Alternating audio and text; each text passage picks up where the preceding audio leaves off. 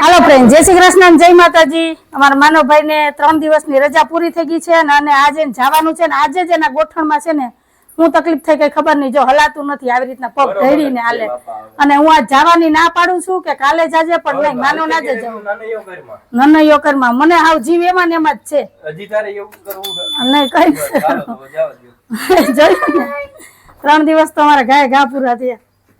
ચાલો મારા માનવભાઈ ટ્રેન હમણાં આવી જાય। હા વેલા વેલા પાછા આવો।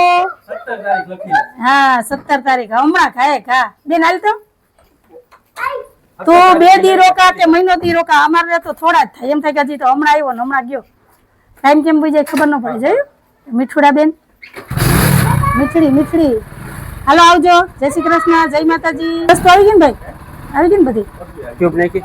હા હા હાલો।